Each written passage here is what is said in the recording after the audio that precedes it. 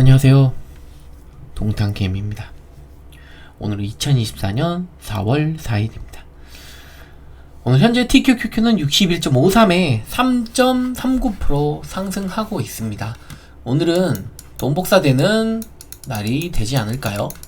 돈복사 되는 날이 되지 않을까요?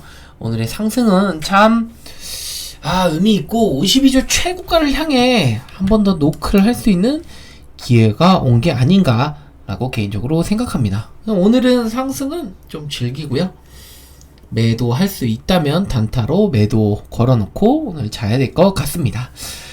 오늘 기분 좋은 날, 일단은 출발은 좋아서 괜찮은 것 같습니다. 그렇지만 오늘의 영상 주제 TQQQ 그래도 매수를 반대하시는 이유와 여론이 있기 때문에 TQQQ 매수 반대하는 이유 3가지에 대해 말씀드리고, 그것은 아니다 라는 저의 반대 의견도 같이 말씀드리도록 하겠습니다.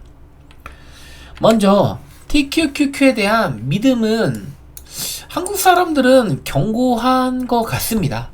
다른 나라보다 이 상승과 하락의 변동성이 워낙 코인이나 기타 자산에 워낙 다들 최적화돼 있고 그런 변동성을 즐기고 있는 건지 모르는데, 미국 분들보다 그리고 전 세계 사람보다 TQQQ를 가장 많이 사랑하고 많이 매수한다고 생각합니다.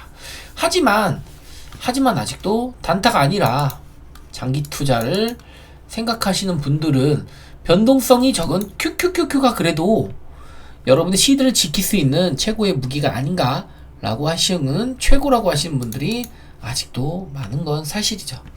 요즘처럼 변동성이 높은 국면에서는 더욱 그렇습니다. 하루에 상승이 3% 이상 됐다가 3% 하락, 5% 하락, 5% 상승 같이 변동성이 어마어마하기 때문에 이 믿음이 있지만, 하지만 그 외에 고민을 하고 계신 분들 있죠. 변동성 자체가 너무 크다 라고 하신 분들 있습니다.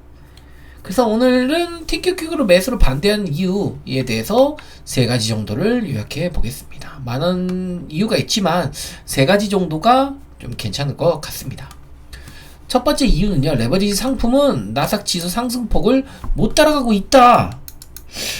진짜 이거 좀 황당하긴 한데 뒤에 제가 설명을 하겠지만, 나스닥 지수의 상승을 못 따라가고 있다는 거죠. 나스닥은 최근 16,400 수준으로 사상 최고가를 도달했는데, 그럼 그게 플러스 나스닥 지수를 그대로 추정하는 QQQ도 역시 최고가를 갱신한 거죠. 하지만 QQQ는 아직도 2021년 11월 고점에 비해 가격이 31%나 낮다라는 게 매수를 반대하는 이유라는 겁니다. 좀 황당하죠. 왜 그런지 이유를 말씀드리겠습니다. 저희 개인적인 이유 말씀드리겠습니다. QQQ 매수 반대하는 이유 두 번째는요, 레버리지 ETF는 변동성의 위험성이 높다. 더 극단적으로 얘기하면 계좌가 녹는다. 오늘과 같이 돈복사의 기간도 있지만 계좌가 녹는 상황도 생길 수 있다고 두려워하시는 거죠. 변동성의 위험이 높다. 변동성의 위험이 높으면 하락시 하락폭도 클 수 있다.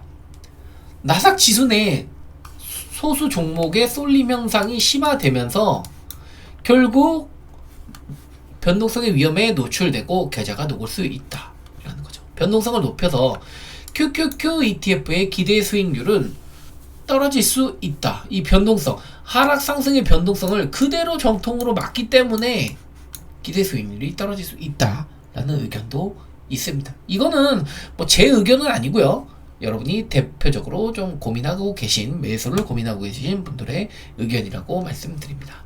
TQQQ 매수 반대한 이유 3번째는요, 수수료입니다.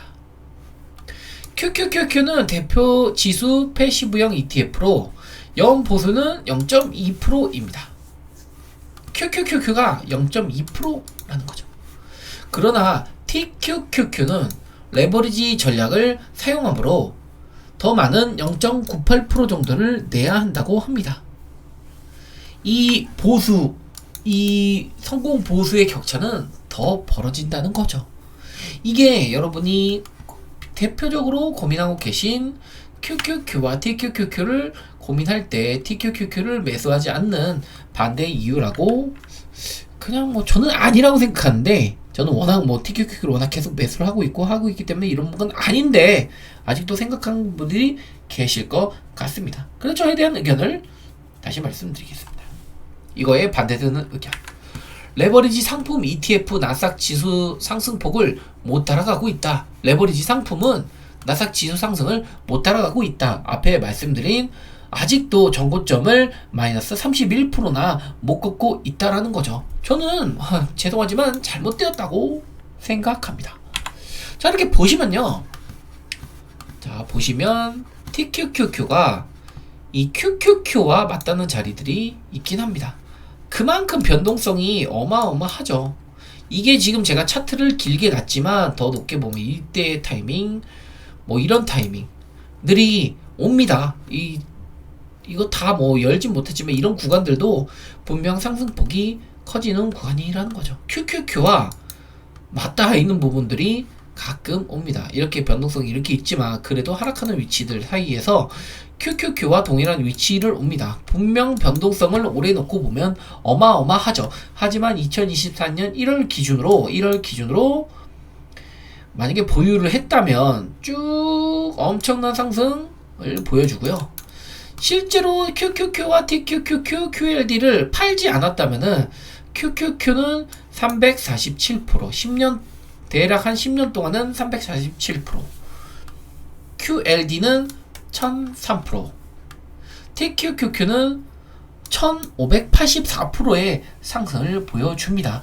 이렇게 녹는 상황들도 QQQ와 QLD와 맞닿은 상황들과 QQQ와 비슷한 상황들이 올 때도 있지만 실제로는 그렇지 않다는 거죠.